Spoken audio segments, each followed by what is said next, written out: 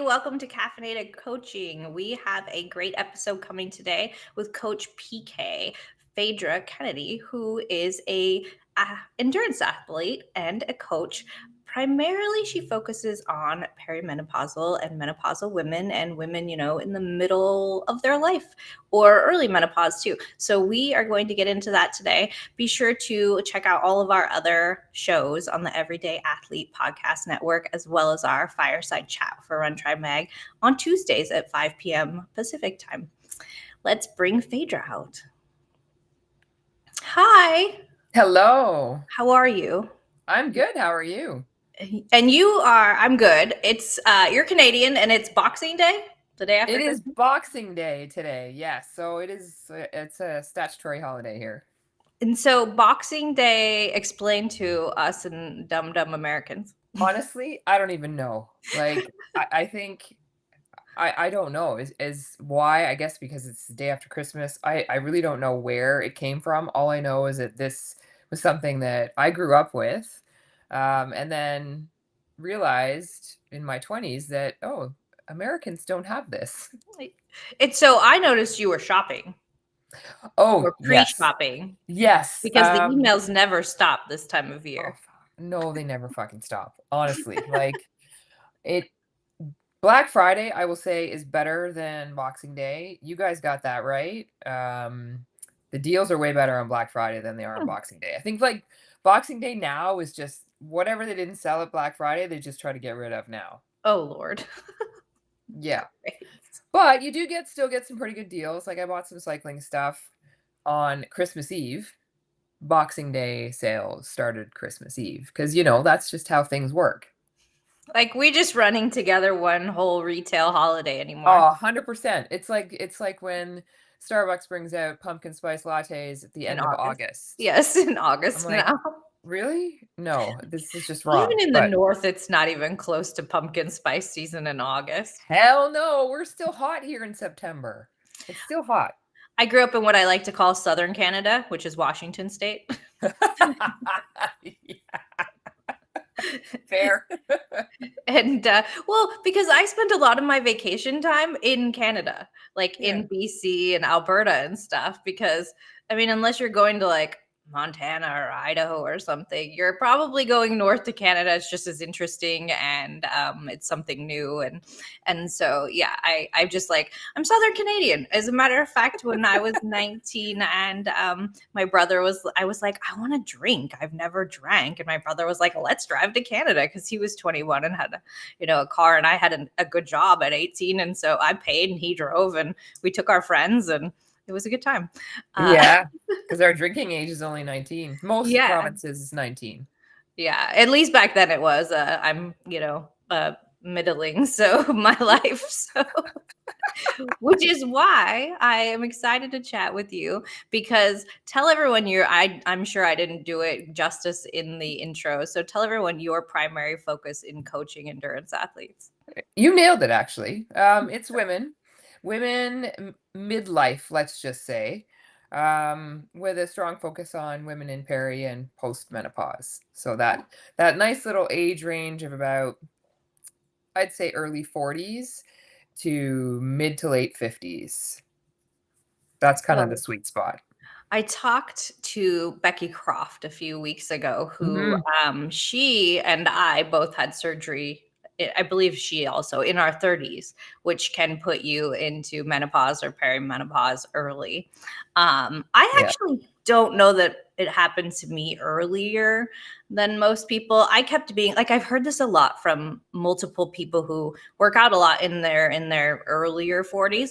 They're like, I don't address perimenopause because I don't feel any different than I did before. And let me tell you, this you might have the same similar situation, but I didn't either. I was just like, nah, this is never hitting me. I'm good. And then all of a sudden one day it was like someone flipped a switch, and I was like, what is this fresh hell? Yes. 100%. Yeah. Oh yeah, it was like 45 years old. I was 45.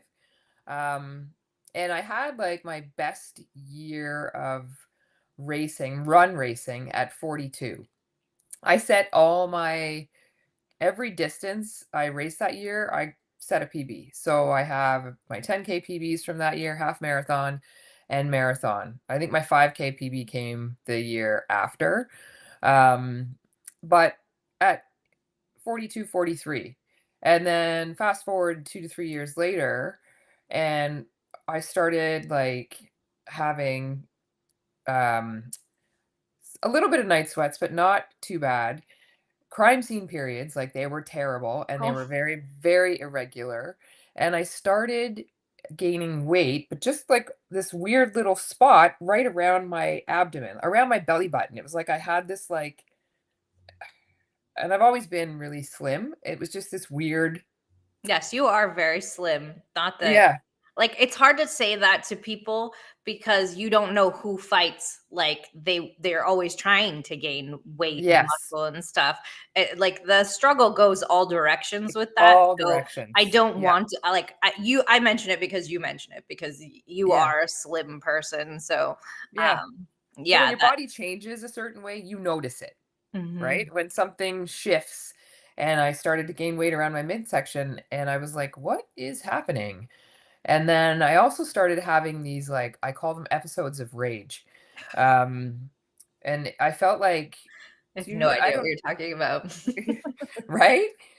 I felt like Dr. Jekyll and Mr. Hyde. Do you remember that story where it was like he was Yeah. one person, but he had two different personalities? That's exactly what I felt like. Someone would say something, and it would literally just send me flying off the handle. It could be something really innocuous and nothing, but it just, I don't know why. I just took it the wrong way, or I don't know. I don't know what would set me off. Most of the time it was my husband. The poor guy got the brunt of a lot of shit in this phase. But sometimes it was people at work, and I would just lose it. I would just be like, blah, blah, blah, blah, oh my, totally freak out, and then be like, oh, and sorry about that. Like, just completely lose it for a second, and then back to normal in like the span of a minute. It was Yeah. bizarre. And I was like, okay, I need to, like, what is wrong with me? This is ridiculous. So I went to my doctor. And, I'm lucky I had a really good doctor at the time. She listened to me, she didn't dismiss anything, and she was like, she had this little British accent, and she's like, "It sounds like you're going through the change." And I was like, "What the fuck is the change? Like, what do you mean?" And she's like, "Oh, it's you're entering menopause." And I was like, "What? I'm 45 years old." In my head, This was like a that was 50 plus thing or something? Yeah. 100%. It was like 55, it was mid-50s that that happened. And I was just like, "Okay, so what does that mean?" And she just explained, some of the symptoms and other things that I may start to experience. She asked me if I had any symptoms, like physical symptoms that were causing me problems, and I was like, "Not right now." She's like, "Okay." She said, "Just monitor that, and if, you do get to the point where you start to have physical symptoms like night sweats and hot flashes and all those other terrible things, you just, come back and we can discuss options." So I was like, okay.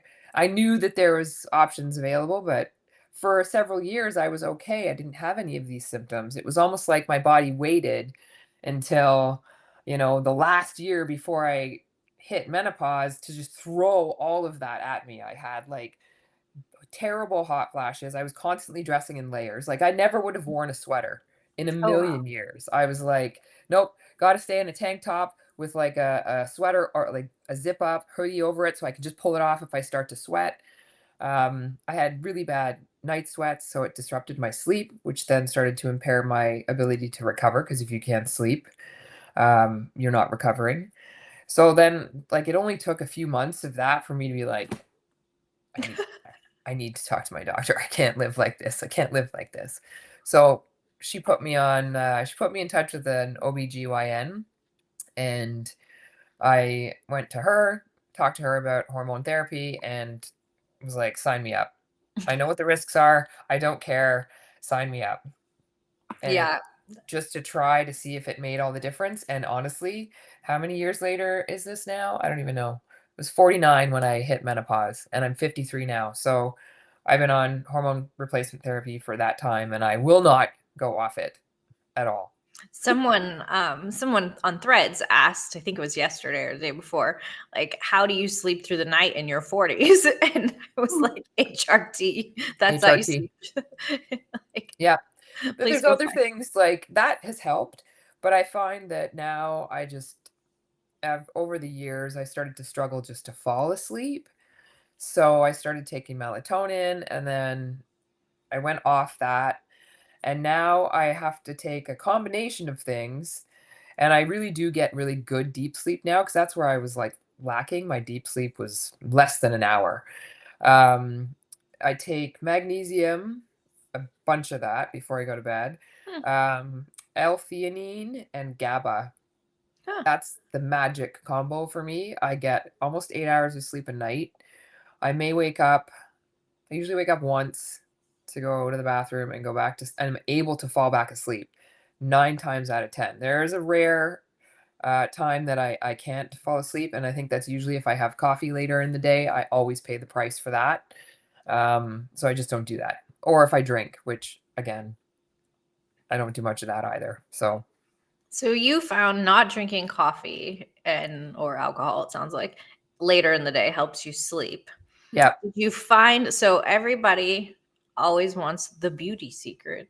So, did Yeah. you find something specific that helped you with that annoying, stubborn, like belly fat that you did not, or like Oh, it's still there. fat deposits that you do Still not? there. Still there. And I've just said, you know what? This is gonna be here. I like food too much. I like I do like my sweets. Jason knows I like the pastries, so any bike ride I go on, if I'm going for a coffee, there's gonna be a treat. And honestly, life is too short to stress about this now. And I think that's sort of something that's come with age. I'm kind of like, you know what? How hard do I want to work to get rid of this? Yeah. Does it really matter? No, I can still run really well. I am getting stronger in the gym. I can still cycle really well. Do I care? Does it affect my athletic performance? No, it doesn't. And I think that's what we need to really talk about is one, what's important to each individual person. To you, it's your athletic performance. Also, let's talk about enjoying life and the pastries. And from the back room, Jason is actually saying, eat the pastries and drink your coffee. Midlife. Yeah, He yeah, has a funny story about the gas station attendant here, not far from here, when he rides his bike. He's always like, "You cyclists, why you're always eating candy?" And so he had a big chat with him about why he stops for a Gatorade and candy. And yeah. I think the guy even notices now when he buys a different kind of candy bar. Oh my God. um, there's a giant hill here, so I don't ride the bike with him because I don't. He loves climbing that hill, and I don't have any interest. But uh, so what in life? What's important to us matters. So if eating the pastries and enjoying food is important to you, and your athletic, abilities is important, but the extra little middle of life body fat for men or women, if it's not hindering that, then Yeah, don't worry about it. yeah. I on the other hand, so I talked about this the other day on Threads, which is that my grandfather died of complications with diabetes when he was 59. So I have had a on this whole conversation of middle of life, I recently had a glucose test that Hmm. came back not high, but not where I have had it for the longest time. So I've decided to try a continuous glucose monitor, a Oh, cool. CGM that's in my arm. I have a jacket on, so you can't see it, but it's in my arm. And I am actually finding that is changing. Like, I didn't really have belly fat that I was trying to get rid of, but I have noted, like, I was just trying to basically monitor, like, are my sugars spiking and when and Hmm. why, and am I going to end up diabetic? Because it's my grandpa was a type 1 to our knowledge. Back then they didn't really know what type 1 was when he started Hmm. passing out and stuff. So it's like it's genetic for me in a multitude of ways. And so I just wanted to monitor this, but I'm finding that it's actually changing that as I make sure that my glucose and my blood sugars are steady. Um, it's making my abs more visible, and I'm like, I Hmm. don't hate this. Nope. It's true. And I'm not advocating everybody run out and give themselves one of these things because I honestly think I was talking to Rose, Rose's endurance dreams, I Mhm. believe, and she said she tried it. She swims a lot more than I do, and she found that it was annoying, like it didn't want to stay or something because you are like sticking. It's got sticky tape around it and stuff, Yeah, and so I think if I swam 3 days a week again, it it probably would be would not annoying. stay on me. It would Yeah. probably be fighting with it. But for now, if I only swim once a week, it seems fine with the shower and swimming once a week and stuff. But it's just interesting that they always tell you that your blood sugar really can contribute to belly fat. And I was Mhm. like, I got off the stationary bike the other day on Christmas Eve, and I was like, I can see my abs even better. I was like, I don't hate this. So it's what's important to you in life. Have I been able to eat Christmas pastries since I put this thing on? Not really. No, Like I'm no. eating there's like a cookie that's this big, and I'm eating half of it at once, and then I'm Yeah, still watching things like go go up. up. But Yeah, I'm like, okay, maybe I'll get to eat the other half of that cookie later. So it's really like what is, and I actually noticed it happened on a hard like hike run. Like I mm, didn't take any fuel, and your liver kicks in and pushes glucose into your blood. You could see it visibly on the graph. So that was fascinating too. Like I'm my own science experiment right now, so maybe we'll report back on how that helps or how it works out. But that's fascinating to me that I like to talk about. Everybody has different priorities, and you clearly are like, I want to do these sports. This doesn't yeah, bother me. I'm not gonna stop eating my favorite foods and drinking coffee mid ride, and that's awesome. And I think that is something that we all need to talk about. We have different totally, priorities. totally. Yep. Yeah, I mean, life's too short to, I don't know, limit things, really, I think.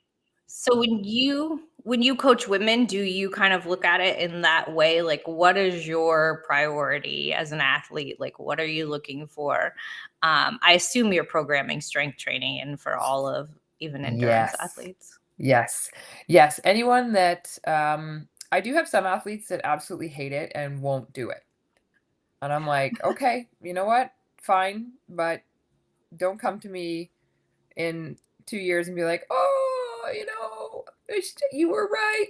Yes, if you wanna be, like, stay in the sport and have longevity in the sport, you gotta start lifting weights, and you gotta do it sooner rather than later. And I think that, I have some athletes that are high mileage runners. That becomes challenging to fit it in, but I do think at some point you might need to take out a run or 2 and put strength in just to preserve that muscle mass. I think it's really important. So yeah, pretty much every athlete I work with, I program strength for, unless they're already working with someone. I have a couple of athletes that work with personal trainers specifically, so their strength is in their Separate. hands. Yeah, Yeah. yeah, Do you find that well, I think that that's probably a hard question. I was going to ask, do you find that less of your athletes end up injured? But I think that's such an individual totally. thing on how hard people push themselves anyway, and how you're warming up and cooling down. And do you program warm up and cool downs more? And did you find as you got older that it was more necessary to do 100%. I that? did I don't know, an Instagram post a few years ago that had like a pie chart, and it was, actual warm up time. And then most of the pie chart was time spent warming up. Like 75% of the chart was time spent warming up, 25% was actual workout time. Cause that's really what it feels like for me sometimes. It's like I spend usually 20 minutes. And sometimes I'm only going to go run for 30 minutes. It's like, do I need to spend 20 minutes warming up? Yes, you do. Yes, you do. Don't skip the warm up. And then I will stop my run usually at least a kilometer ish from my house. So then I have a 5 minute, well, 10-minute ish walk back. So I'm getting a good cool down as well. And I don't skip any of that anymore because if I do, I eventually end up with some kind of problem. So I don't.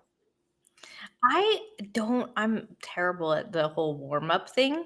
I came up in the school of thought that if you run the first mile Yeah. slower. which I'm not sure that happens for me anymore either. But um, I am a preacher of the cool down, but not in the way that you're talking Yeah. about necessarily. I do that as well.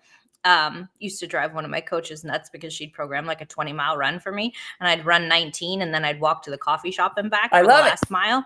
And she was like, I need you to actually run the Why? 20. And I was like, I got 20 miles. I just happen to have a coffee for the Yeah. last like mile of it. It's It's still not time on your what do feet, you want man. from It still me? counts. Right. It was still time on my feet. It was just pretty funny because I was like, if you're going to want me to run 20, you're going to have to program 21 because I'm going to take that Yeah. last mile. I'm going to go to the coffee shop. But I am big on the cool down that is Yep. stretching. Not many people do that where they actually like stretch after the run. They do the walk. The person in the back room producing is very guilty of this. They do the walk or the Someone's been busted. the yeah, I always hear it. I did a cool down. I'm like, yes, but you don't actually like stretch your muscles out afterward, which is where they've gotten all tight and worked and you I did not come up in the school of thought of you stretch your cold muscles Hmm. before you go You running. don't. I believe in stretching them when they're warm Mm. afterward, and I find that helps me stay looser and less Yep. injured. Do you ever try that? Do you ever incorporate that? So, yes, I do, myself. I will come back and stretch after. Sometimes I do dynamic, a little bit more of a dynamic sort of cool down. And I do have some mobility things that I put into my athletes' training around that. Um, but I have others like to do sort of their own thing, right? So they'll come back and work on whatever areas they feel that they need to work on. So I kind of leave it in the hands of athletes. I just say, make sure that you're doing something to start to facilitate your recovery, whether it's, That's a walking great or, light stretching, foam rolling, whatever. I'm always on people about like tissue care. I'm like, leave your stuff out in your living room. Our living room looks like, I don't know, it's ridiculous. We have 2 yoga mats on the carpet. We have, like, all the tools. They're right there on the floor in front of the TV by the couch. There is absolutely no excuse for me not to get down on the floor while I'm watching TV at night and spend 10 minutes rolling out my legs or my hips or whatever part of my body that may need some more attention. So I always encourage my athletes to do that. Like, take care of your body, get massage. If you have benefits, use them. Don't let them sit there. Like, I go for massage once a month. I usually burn through my massage by like, I don't know, by September I'm out of coverage. I love So do I. massages. I don't go nearly often enough, but I do enjoy them. It's just nice to get the tissue worked in a different Totally. way. Uh, And I think it's great that you leave it up to the athlete because I personally get really tight lower back. And so I tend to do forward bends and Mhm. hamstring stretches after I run so that I can keep that area more Yep. loose and doesn't hurt as much, I guess. So do you have like any specific tips or things that you've found that you would tell women, 40 plus or mid 30s plus who might be experiencing some changes in their endurance? Because from what I know, I'm not a specialist in this area by any means, but your like aerobic capacity and endurance can actually be very affected by perimenopause and menopause too. So any tips or anything you would give In the this athlete? phase, I think what this really boils down to is ability to recover. And I would say that that's the case with any endurance sports, but in this phase of life, your ability to recover really changes. And looking at how you are scheduling things during the week. Some people, I have some athletes that can still thrive on a 7-day schedule where, they're doing two hard speed workouts a week, maybe a hard bike in there, and the 7 days is enough for them to fit it all in and get adequate recovery. I have other athletes that are like, no, I need like more time. So, depending on the person, I may do, 1 week where it's harder, and then the next week is going to be a little bit easier, and then they'll go back to a harder week. So there's sort of a 1 week on, 1 week off. If they are someone that has a flexible schedule, like myself, um, I will go on a 10-day cycle. So you can space things out much Mm. more, right? Because I found I usually need a good 2-ish days between my hard days. And my hard days would be, a hard bike and strength workout. I almost always pair a strength session with a hard either bike or run session. And then I'll take 2 easier days before I do my next hard session. And that seems to work really well for me. So that's, the biggest thing I think in this phase is just see how long it's taking you to recover from things and then gauge yourself accordingly. Like if you need that extra time, take that extra time. Yeah. I am a person who says time and energy are very different. Somebody will be like, "Oh, I don't have time." And I'm like, is it the time that you don't have, or is Energy. it the energy and the capacity that you don't have? Because I found that very much for myself in the last few years. Like, I may have the time, but I no longer have the energy to spend on that, or I do not want to spend the energy on a specific thing. And so it's energy. Like, we need to stop saying, I don't have time. We need to start saying, I do not have the capacity, or I do not Yes. have the energy. And that's quite all right, because I tell people that all the time. No, after this hour, I'm not going to have the energy for that Yep. specific thing. So I like your idea of the 10-day too. I've never been one who broke it differently than like weeks, just It's because, easy. my Yeah. calendar is an easy way to track things. And but I do find that you do need more Yep. recovery, kind of like at this point. And it's just like, I used to be like a 4:30, 5 o'clock Oh, p.m. yeah, runner me too. And now all I'm the like, time. no fucking way. In my 20s and 30s.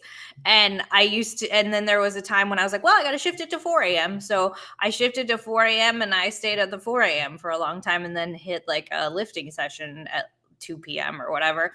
And now I'm like, who is that person? I do not even I recognize know. that person. I know. If I can't run at Oh like my 10 God. a.m., I don't know Yeah. what, like, I Oh, cannot be out there at 4 a.m. yeah, or I 5. totally get that. I used to do, like, when I think about my previous job, I worked kind of 9 to 5. So I'd have to, as a result, and training for triathlon, you're trying to balance 3 different sports. So you need to do doubles. So I would Yeah. swim in the morning, and then I had a run club that I ran with, and we'd run at 6 p.m. Which to me Yeah. now, I'm like, "No, I'm eating dinner at 6 PM." Like, I would go and run, and then I'd come back, and it would be like 8 by the time I got back. I'd shovel food in my face, I'd go have a shower, and Yeah. then I'd somehow be able to still fall asleep by 10 o'clock. I'm like, no fucking way that's happening now. Not happening now. No way. No. I used to swim after Yeah, work too, and then I would feed myself and take the shower directly after the swim, feed myself, and then be ready for bed. yeah, And I'm like, in what world does now, because I would always hear that, oh, you can't fall asleep if you work out too close to bed. And I'm like, these people are crazy. I can fall totally. asleep if I work out like an hour before bed. I Yeah, can still fall asleep. Now I'm not sure if that would happen. I don't try it. So I'm probably not going to be the one to tell you yeah, if it works no, or I not. can't But wrap my head around that at uh all now. Like, the latest I think I'll work out in the day is, like, 4, and that is gonna be a yeah. short run or a really short strength session that I don't have to leave the house for. That'll be it. Something short. That's I'll do like a 4 o'clock bike ride. I have done some 4 o'clock runs. I don't know though. I don't count myself into a normal bedtime anymore, so I can't actually gauge if any of this is keeping me up, or if my life is just keeping me up. I teach until Oh 9:30 my god. p.m. Some Yeah. nights of the week, and so my entire life has shifted to a different time of day. Yeah. And so if I ever get a schedule, I'll report back on I what was works gonna and what say, as a doesn't. teacher, you're a university prof, you probably, yeah. Yes, I am a university No professor, normal but schedule. I also have staff meetings at like 9 a.m. and I'm like, Oh, "What?" Like, I taught until 9 last night. What do you want that from just me seems right mean. now? It's it's a wild life. I'll give it you that. It is definitely a wild life. Uh, so it's been really fun to talk to you, and I agree. Jason is saying from the back, about our massage Yep. conversation. If you can't get a massage, to everyone out there, if you don't have time for a massage, go for a pedicure and get your like calves Oh, yes. massaged, because definitely as a runner and cyclist, your calves are feeling it. And so if you don't have time for a full on, full body massage, then go get a pedicure and get your calves. Yes, man, I'm talking to you as well. Yes, he would like all of you men to know that your feet don't have to be I icky. can't, like, And especially all of you ultra runners, oh, please yeah. get your feet I've taken had care of. Don't put them on the internet. I've had, like, 2 pedicures, I think, and I just don't want anyone, like, because they take your calluses off. I'm like, "No, don't touch those. They belong on my feet. Do not remove them, because when you do, it's incredibly painful to start running again, so don't touch them." So I don't like calluses, but I call them the go fast calluses. Not on me, but everyone else. You're welcome to take that. And when people are like, "Ew, your feet," just be like, "Those are my go fast Yes. calluses," and no one Yes, no touches one them touches them. because I don't calluses. I'll let them take my callus. You're picking your Like I get battles. mad if I get annoyed if I've gotten a pedicure and then my feet start to get scratchy Ooh, sooner than I think they should. I'm like, they yeah. didn't do a good job. My feet should not be scratchy and getting calluses. And so, yeah, I'm not a fan of the Go Fast callus, but I'm happy for anyone else who wants to keep their Go Fast calluses. And that goes back to the whole self-care too, and we're all different and what's Yep. important to you. If getting your like some people are just uncomfortable having their feet Yes. touched, and so they don't go do Yeah. that sort of thing. A lot of people are uncomfortable getting a full body massage where they have to get Yep. naked and put the sheet over you sort of thing. So in that case, you can also get, if you've never gone, you can also get a chair Yeah. massage a lot from those same like masseuses. They will do, and just as shoulders. And another thing, if you're a runner or cyclist or swimmer, your shoulders are getting sore from all of that work.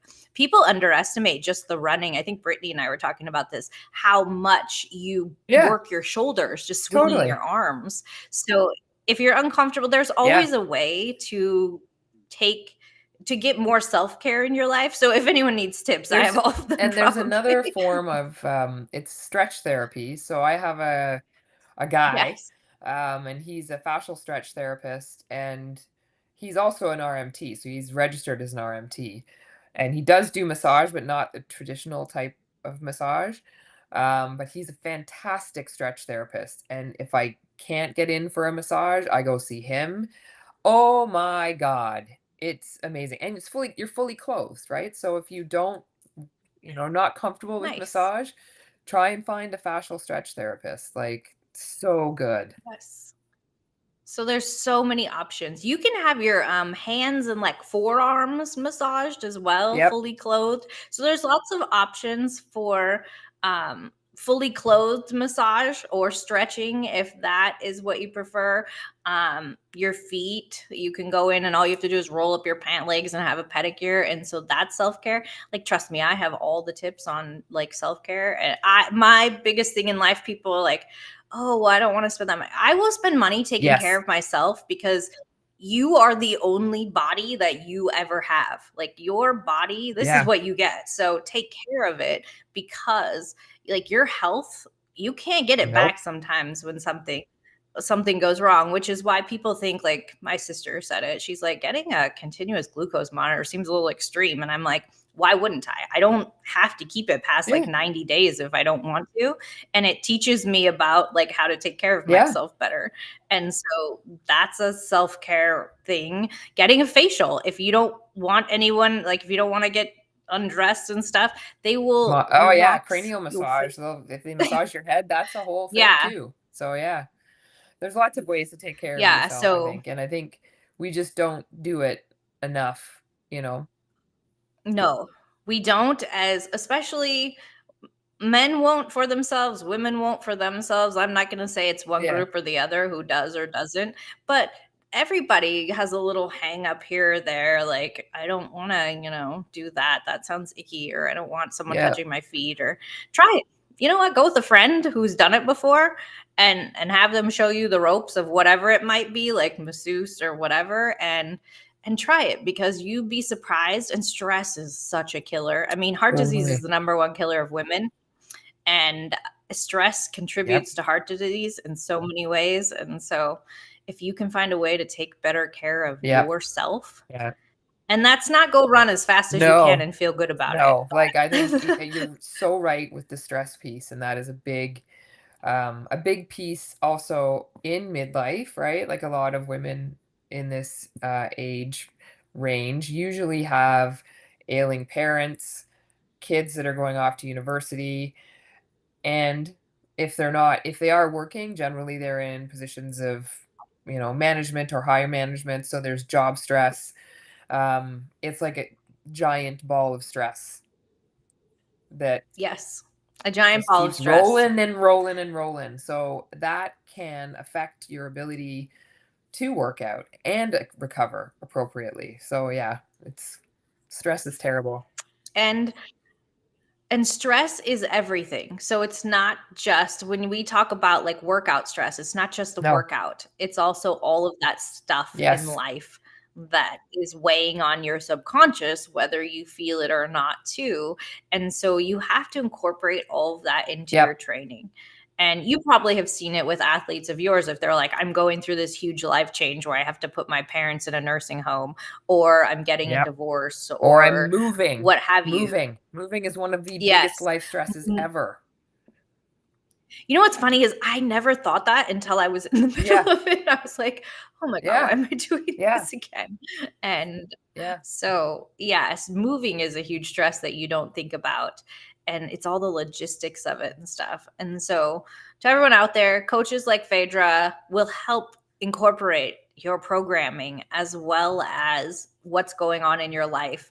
If you're dealing with a coach that is not considering your whole life together, then consider maybe a different coach who and vet them. And if you're ever curious about how to vet a coach, uh, reach out to somebody at Run Try Mag. We've all either coached or Yeah. been coached by multiple people, and we've talked to endless coaches, so we know quite a few. Ask lots of uh, questions. so how's Yes, ask lots of questions. I've learned with each coach that I've been with, like, a new question Yeah. to ask the next time, I Yep. would say. So how do people reach out to you best if they wanna get in touch with you? Instagram, DMs. A lot of people will message me there. And you can go to my website as well, which is pkperformancecoaching.com. There's a contact me box in there as well. So either of those are good ways to get a hold of me. Awesome. Well, Phaedra is coach.p.k on Instagram and Threads. It has been great talking to you. One Oh, last question. Favorite caffeinated ooh, beverage? That is the big one on caffeinated oat milk coaching. latte, Oh, any flavor or just oat milk straight and up, coffee? no flavor. Oh, oh, that's a Yeah, good one though. if it's good coffee, if it's Oat milk good is coffee, creamier. definitely no flavor. If I know I'm going, like we've had this discussion, you and I, about Starbucks, and if that is my only option, I'm going to put flavor in there because Starbucks coffee to me is not very good. I said it. It's mid, as the kids say. It's mid. Mid. Well, yeah, mid. Yeah, It's mid. don't I love their mugs, but and that's really the only reason I'll go to Starbucks is just to go get a mug. But I love their mugs, and the reason that I mean, it's hometown coffee for me in yeah. Washington, but the reason that I go there is because I think of it as assembly line coffee. Like, you know, you're going to get a certain Yes. level. So if I have been out of luck with coffee in a certain place for like one or two tries at local shops, I'm like, I'm going to Yes. find Starbucks because I know it will be a standard that I can live with and be happy with Yes. usually. I would agree with that. I agree So with that. Yeah, and that like if I'm gonna that, have a latte, if I need a coffee and I'm gonna go, that's my only option. There's gonna be flavor in there, just a little bit of something. yeah, Usually sugar. I'm a big fan of their sugar cookie latte that they have this Ooh. time of year. So it will go out soon because Christmas Hmm. is over, but right now. It's my preference. And if you get vanilla cold foam, I'm basically like drinking a puppuccino because they put like this much foam at the top, and I'm just like licking the foam. So it's pretty entertaining to watch me drink one of these drinks. It's been great having you on the show. I had fun talking to you. Everybody reach out to Phaedra if you have any questions, or reach out to me and I can put you in touch with her. Any last words for the audience? Happy holidays. Really. We're almost at the Happy end of the year. holidays. Woohoo! Happy New Year's. Woo, New Year's. All right. We will